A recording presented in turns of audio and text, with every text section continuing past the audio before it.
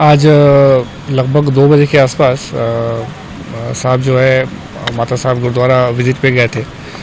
तो गुरुद्वारा विज़िट करने के बाद वहाँ से वापस आते वक्त सीढ़ियाँ के पास एक वहाँ का सेवादार है, उसने अचानक से आके अपने कृपान से अटैक करने की कोशिश की, जिसमें हमारा एक साहब को राइट हैंड में इंजरी हुई है और एक हमारा ऑफिसर है इंस्पेक्टर एसपीयू का, उसने वहाँ पे सिक्योरिटी में था, उसने हाथ से वो रोक लिया, उसको हाथ में थोड़ी सी इंजरी हुई है।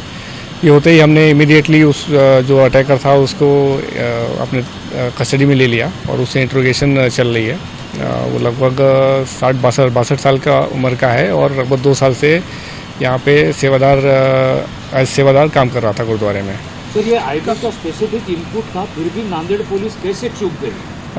चूक ही नहीं है, इसमें पूरी Z+ सिक्योरिटी थी साहब के उसमें, और इसीलिए हमारा वहाँ पे इंस्पेक्टर था, हमारे सारे ऑफिसर्स थे वहाँ पे, इसीलिए हमने इमीडिएटली उसको रोक लिया और इमीडिएट कस्टडी में ले लिया।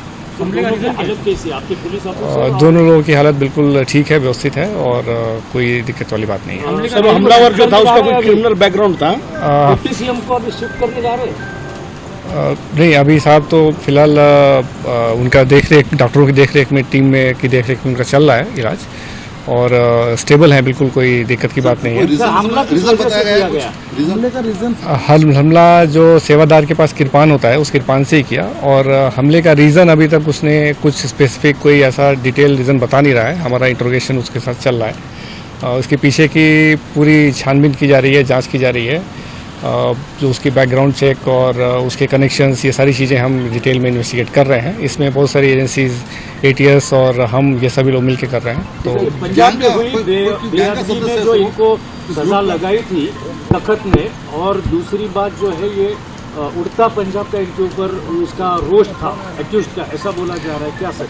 ऐसा इनिशियली वो खुद बोल रहा है कि मुझे थोड़ा सा ड्रग्स, पंजाब में ड्रग्स के ऊपर मेरा गुस्सा है वगैरह वगैरह, लेकिन वो फैक्ट एग्जैक्ट क्या है वो प्रॉपर इन्वेस्टिगेशन और इंटरोगेशन के बाद ही पता चलेगा। और किसी गैंग से इसका संबंध अभी तक ऐसा कुछ नहीं समझ में आया है। कोई पॉलिटिकल है सर, क्योंकि बीजेपी और अकाली दल की अलायंस पंजाब में होने जा रही थी और इलेक्शन होने जा रहे हैं पंजाब में, तो क्या ये एक वजह थी?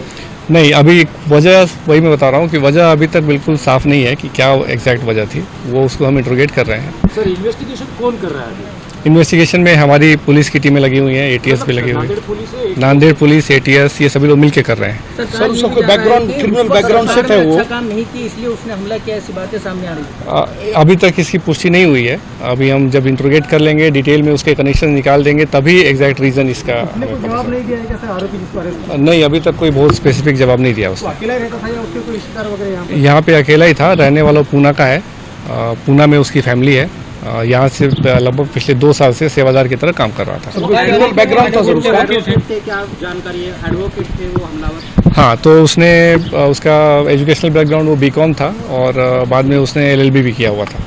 नाम क्या है सर और? जसपाल सिंह। क्रिमिनल बैकग्राउंड कोई उसका? कोई क्रिमिनल बैकग्राउंड नहीं मिला है अभी। सर्जरी हो गई है और कंडीशन आउट ऑफ डेंजर है, कोई दिक्कत।